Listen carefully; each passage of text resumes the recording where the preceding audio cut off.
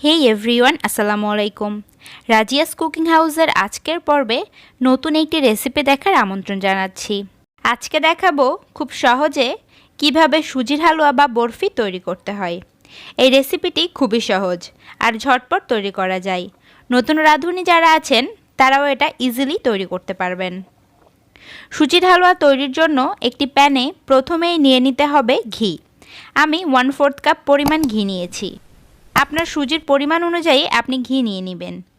ঘি সামান্য গরম হলে দিয়ে দিতে হবে সুজি। আমি টোটাল 1.5 কাপ পরিমাণ সুজি নিয়েছি।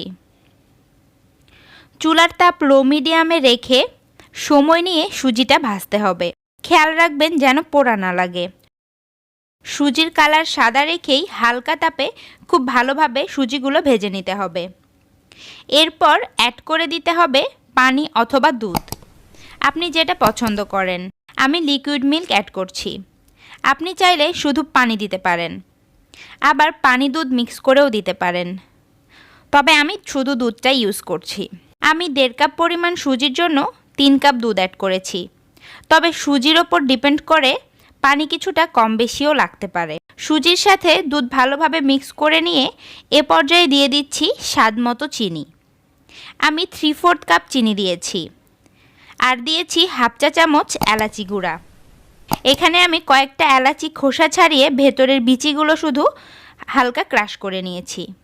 চিনি আপনার নিজের স্বাদ মতো আপনি দিয়ে নিতে পারেন। আবারও খুব ভালোভাবে মিক্স করে নিতে হবে। এরপর দিয়ে দিচ্ছি লবণ। মিষ্টি খাবারে লবণ দিলে মিষ্টির স্বাদটা ব্যালেন্স হয়, তবে আপনি না চাইলে না দিতে পারেন।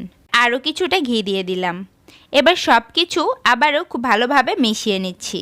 যখন দেখবেন প্যানের গা ছেড়ে দিয়েছে সেই পর্যায়ে চুলা থেকে নামিয়ে নিতে হবে। আমি চুলা থেকে নামিয়ে একটি ট্রেতে নিয়ে গরম গরম অবস্থাতেই চারিদিক সমান করে নিচ্ছি। তা না হলে ঠান্ডা হওয়ার পর মসৃণ করতে কষ্ট হবে।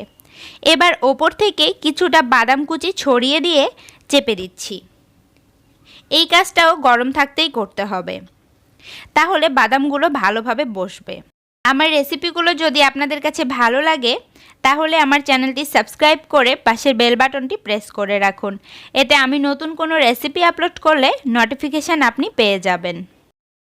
এবার সাইড থেকে কেটে স্কোয়ার শেপ করে নিচ্ছি।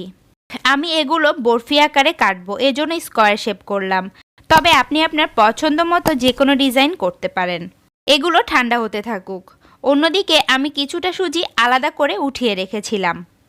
এগুলো এরকম ছাঁচে নিয়ে ডিজাইন করে নিতে হবে। প্রথমে গোল করে এভাবে ছাঁচে দিয়ে চাপ দিলেই দেখুন কত সুন্দর ডিজাইন হয়ে যাচ্ছে। আমি একটি ছাঁচ ব্যবহার করে কয়েকটি তৈরি করে নিচ্ছি।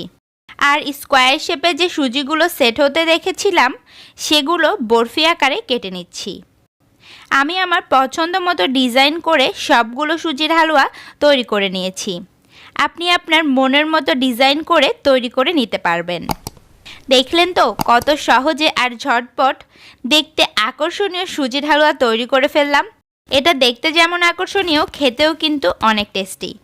এগুলো নর্মাল টেম্পারেচারে 2 থেকে 3 দিন রেখে খেতে পারবেন, আর নর্মাল ফ্রিজে 7 দিন পর্যন্ত সংরক্ষণ করে খেতে পারবেন। আশা করছি আমার আজকের সহজ রেসিপিটি আপনাদের ভালো লেগেছে।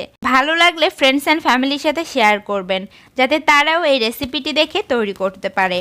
আর আমার চ্যানেলটি সাবস্ক্রাইব করে আমাকে এগিয়ে যেতে হেল্প করবেন। আর হ্যাঁ, লাইক ও কমেন্ট করতে ভুলবেন না। আজকে বিদায় নিচ্ছি, দেখা হবে পরবর্তী রেসিপি নিয়ে। টিল দেন, আল্লাহ হাফেজ।